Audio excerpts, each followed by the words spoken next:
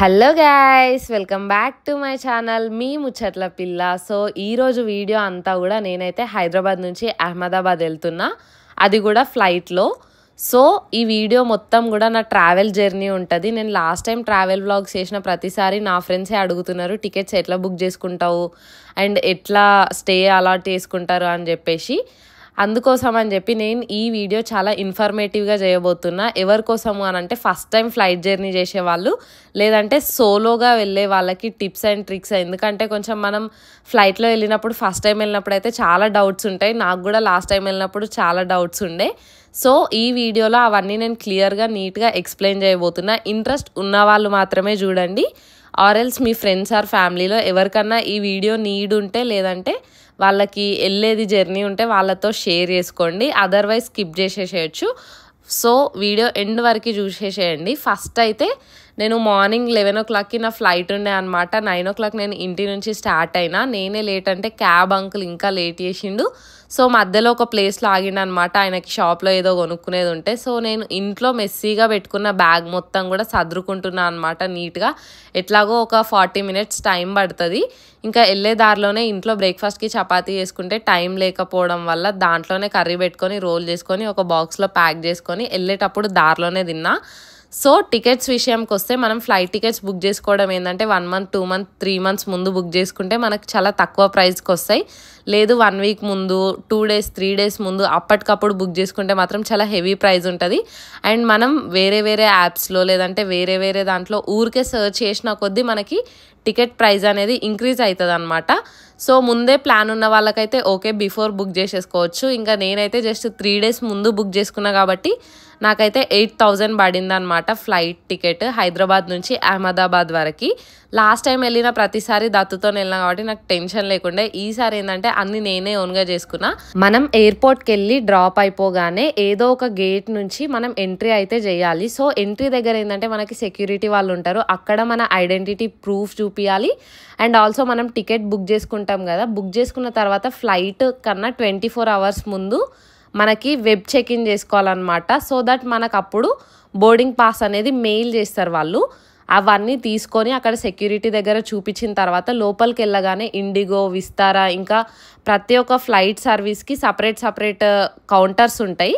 So మనం ఏ ఫ్లైట్లో అయితే టికెట్ బుక్ చేసుకున్నామో, నేను ఇండిగోలో వెళ్తున్నా కాబట్టి ఆ సర్వీస్ దగ్గరికి వెళ్ళిన తర్వాత మన వెబ్ చెక్ ఇన్ చేసింది వాళ్ళకి చూపిస్తే వాళ్ళే మనకి టికెట్ ఇస్తారు. లేదంటే బయట మనం ఆల్రెడీ మన పిఎన్ఆర్ నంబర్ ఎంటర్ చేసి టికెట్ తీసుకోవచ్చు అనమాట. దాని తర్వాత లగేజ్ చెక్ ఇన్ దగ్గరికి వెళ్తే వాళ్ళు మన బ్యాగ్కి ఒక స్టిక్కరింగ్ వేసి వెయిట్ చెక్ చేసి దాన్ని యాక్సెప్ట్ చేస్తారు.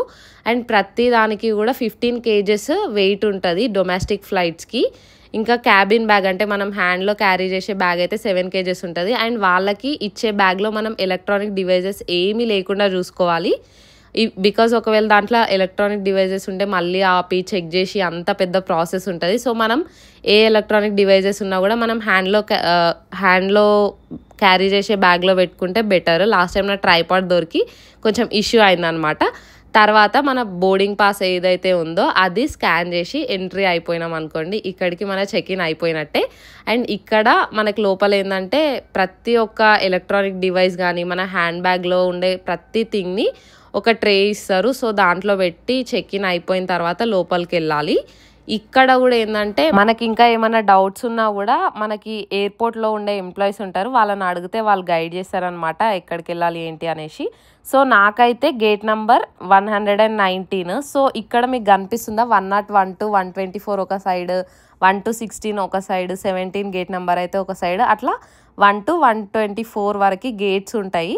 మన గేట్ ఎక్కడుందో అని చూసుకుంటే వెళ్ళిపోవడమే. అండ్ మనకి ఈ డీటెయిల్స్ అన్నీ కూడా మనకి ఇచ్చే బోర్డింగ్ పాస్ మీద ఉంటుంది అనమాట, మన ఫ్లైట్ ఏ గేట్లో వస్తుంది, ఎక్కడ ఉంటుంది అని చెప్పేసి.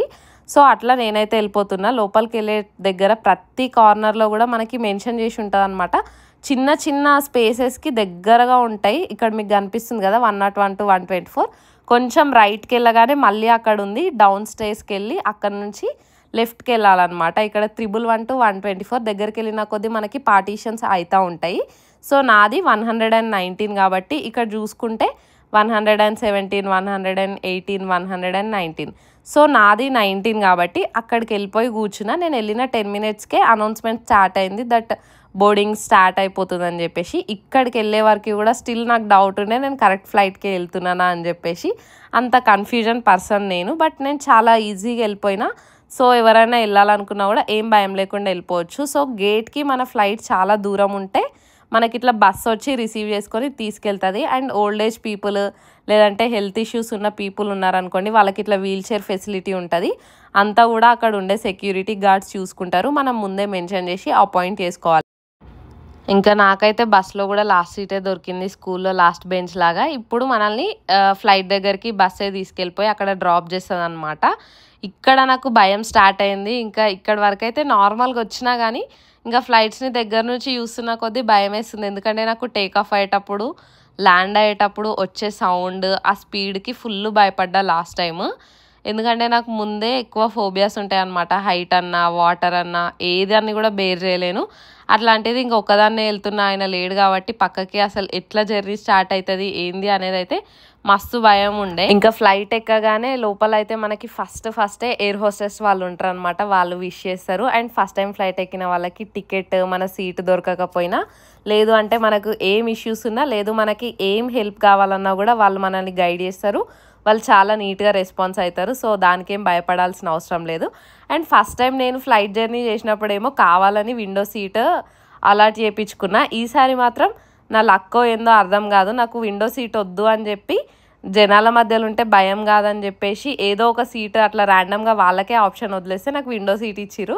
ఇదేందో అసలు అర్థం కాలేదు. అండ్ ఫ్లైట్ టేక్ ఆఫ్ అయ్యే ముందే మనకి ఎయిర్ హోస్టెస్ వాళ్ళు అన్ని ఇన్స్ట్రక్షన్స్ ఇస్తారనమాట. వాళ్ళు లైక్ ఫ్లైట్ స్టార్ట్ అయిన తర్వాత మనం చేయాల్సినవి, చేయకూడనివి, ఇఫ్ ఏమన్నా ఎమర్జెన్సీస్ వస్తే అప్పుడు ఏం చేయాలి అదంతా కూడా వాళ్ళు చెప్తారు. అండ్ వాటర్ ఇస్తారు. సో అంత ప్లెజెంట్గా ఉంటుంది. జస్ట్ టేక్ ఆఫ్, ల్యాండింగ్ అయ్యేటప్పుడు మాత్రమే కొంచెం సౌండ్ ఎక్కువ వచ్చి స్పీడ్ ఎక్కువ అవుతుంది కాబట్టి చాలామంది భయపడతారు. నా భయం కూడా అదే. ఇంకా స్టార్ట్ అయ్యేటప్పుడే మనం సీట్ బెల్ట్ పెట్టుకోవాలి. అండ్ ఫుడ్ విషయానికి వస్తే నా ఫ్లైట్ 2 hours కాబట్టి నేను టికెట్ బుక్ చేసుకునేటప్పుడు ఏం స్పెసిఫిక్గా బుక్ చేసుకోలేదు. లాంగ్ ఫ్లైట్స్కి అయితే ఇంకా మనం టికెట్ బుక్ చేసుకునేటప్పుడే మనకు ఆప్షన్స్ వస్తాయి. లేదు అప్పుడు బుక్ చేసుకోకపోయినా కూడా ఆకలేస్తే అక్కడ ఎయిర్ హోస్టెస్ ఉంటారు కదా, వాళ్ళని అడిగితే వాళ్ళ మెన్యూ చెప్తే మనకి కావాల్సిన ఫుడ్ తీసుకోవచ్చు అనమాట. అండ్ వాటర్ అయితే ఫ్రీగానే ఇస్తారు, ఎనీ టైమ్స్ అడిగినా ఇస్తారు. అండ్ వాళ్ళే పిక్ చేసుకుంటారు. సో అదంతా మనకేం ప్రాబ్లం ఉండదు. హైట్ ఎక్కువ అవుతున్న కొద్దీ చెవులు మూసుకపోయినట్టు, కొంచెం చెవులలో ఏదో సౌండ్ వచ్చినట్టు అట్లా నాకు ప్రతిసారి జరుగుతుంది. అందుకే ఈ హెడ్ ఫోన్స్ అన్నా లేదంటే ఇట్లాంటివి యూజ్ చేస్తే మనకి ఏంటంటే సౌండ్ ఎక్కువ రాదు. అందుకని చెప్పి నేను డెఫినెట్గా క్యారీ చేస్తాను. అండ్ ఈసారి ఏంటంటే నేను ఒక్కదాన్నే ట్రావెల్ చేస్తున్నా, దత్తుంటేనేమో ముచ్చట పెట్టుకుంటూ అట్లా టైంపాస్ అయిపోయేది. ఏం చేయాలనో తెలియక అట్లా కూర్చొని ఉన్నా. అండ్ నాకు జర్నీలో అస్సలు నిద్ర రాదు. ఒక 3-4 days నుంచి నిద్ర లేకపోవడం వల్ల కూడా మొత్తం ఫేస్ అంతా డల్ అయిపోయింది అనమాట. అండ్ ఫ్లైట్ మన డెస్టినేషన్ రీచ్ అవ్వగానే ఎయిర్ హోస్టెస్ వాళ్ళు అనౌన్స్ చేస్తారు మన లగేజ్ ఏ బెల్ట్లో రిసీవ్ చేసుకోవచ్చు అని చెప్పి. సో అదొకటి వినేసి మనకి ఏ బెల్ట్ అయితే అనౌన్స్ చేసిరో అక్కడికి వెళ్ళి మన లగేజ్ రిసీవ్ చేసుకోవచ్చు అన్నమాట. ఇట్లా అయితే నా ఫ్లైట్ జర్నీ జరిగింది. నాకు తెలిసిన విషయాలు అండ్ నా పర్సనల్ ఎక్స్పీరియన్స్, ఇది నేను వెళ్ళినప్పుడు ఇట్లా జరుగుతుంది. అండ్ ఇది ప్రాసెస్ అనమాట నేను వెళ్ళింది. సో నాకు తెలిసినంత వరకు నేను చెప్పిన. ఇంకా ఇందులో ఏమైనా డౌట్స్ ఉంటే లేదంటే ఇంకా ఏమైనా హెల్ప్ కావాలి అని అనుకుంటే కింద కామెంట్ చేయండి. అండ్ మీ ఫ్రెండ్స్కి, ఫ్యామిలీకి ఎవరికైతే నీడ్ ఉంటుందో వాళ్ళకి షేర్ చేయండి.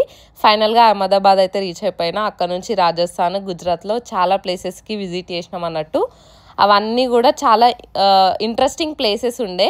అవన్నీ కూడా నేను షార్ట్ వీడియోస్లో అప్లోడ్ చేస్తూ ఉంటాను నెక్స్ట్. సో ఇప్పటివరకు నా ఛానల్ని ఎవరైనా సబ్స్క్రైబ్ చేసుకోకపోతే సబ్స్క్రైబ్ చేసుకోండి. అండ్ లాస్ట్ వరకు చూసినందుకు thank you so much. Bye bye.